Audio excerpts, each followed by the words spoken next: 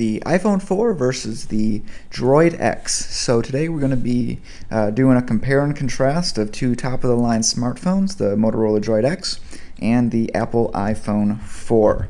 And be sure to come check us out at gpsmaestro.com for more cell phone reviews, GPS reviews, and ratings, and all kinds and sorts of things to do with technology. Alright, so let's jump in and get started with this one. Let's start with the processor. The Droid X is running a 1 GHz Texas Instruments OMAP processor, whereas the iPhone 4 has Apple's own A4 processor. Both are quite fast, so I think you're going to be just fine with either one of those.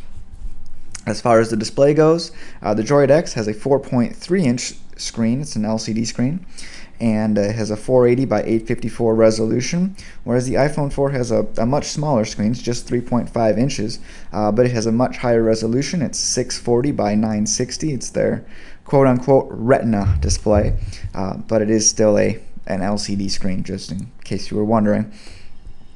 As far as memory and storage goes, both have 512 megabytes of RAM. The Droid X comes with 24 gigabytes, has 8 gigabytes on board, and 16-byte micro SDHC card that comes with it, whereas the iPhone comes in two varieties, a 16 or 32 gigabyte, depending on which one you choose, but there is no user upgradable memory, or I guess storage, to go with it. As far as operating system and apps, here's probably one of your hugest differences between the two phones. One runs Android from Google, the other runs iOS from Apple. So both are great operating systems, and I think in a lot of cases it's just a matter of choice, which one you prefer and which one you like better. You're going to get a lot more apps on the Apple stores.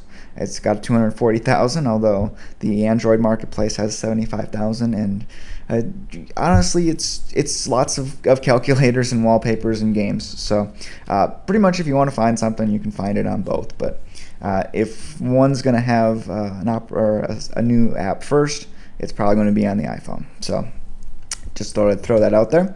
As far as networks go, here might be a deal breaker for some people, and that's because one's on AT&T and one's on Verizon. AT&T certainly hasn't managed to get a nice stellar reputation with iPhone users, but they are trying to improve, and I've heard less and less people complaining about it lately. And the Droid X runs on Verizon, and that's the biggest network in America at the moment. Okay, battery life. This one I'm going to put a little asterisk by. I couldn't find an actual good head-to-head comparison of two things. But I did find that one drain test rated the Droid X as the best among all Android phones at 7 hours and 42 minutes, whereas the new iPhone 4 definitely is the best among all iPhones and does have the biggest battery, and it took 4 hours and 32 minutes. One thing to keep in mind here is, like I said, that's not a good head-to-head comparison since they run such different operating systems. There wasn't a good one to drain both of them.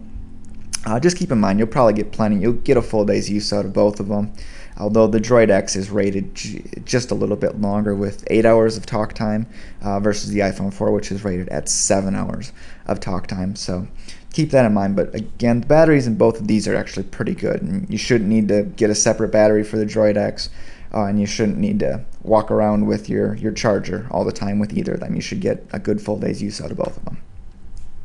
Let's talk about camera and video chat. You'll find that the Droid X has an 8-megapixel dual LED flash, while the iPhone 4 has a 5-megapixel single LED flash camera. There is no video chat functionality on the Droid X. There's no front-facing camera, whereas on the iPhone 4 you get FaceTime, and it's a VGA front-facing camera, although it only works over Wi-Fi, not over 3G or 4G like some of the Sprint phones. And for video cameras, both have 720p recording abilities.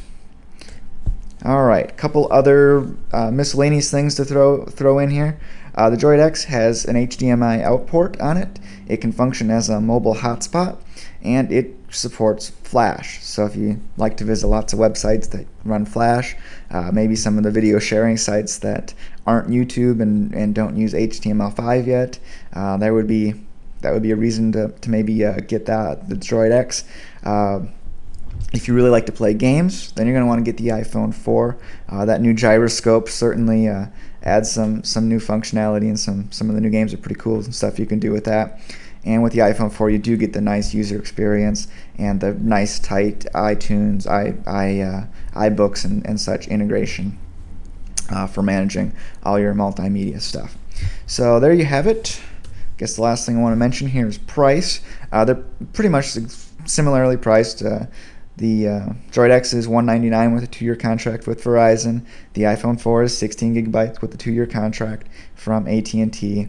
If you want the 32 gigabyte iPhone 4, it's going to run you $299. So there you have it, the Droid X versus the iPhone 4. It is definitely up to you which one you want to get. Some of the, like I said, some of the big things are going to be, one's got video chat, one can function as a mobile hotspot, the Droid X can. The iPhone 4 is going to be on AT&T, the Droid X is on Verizon. So kind of some of the things to keep in mind there.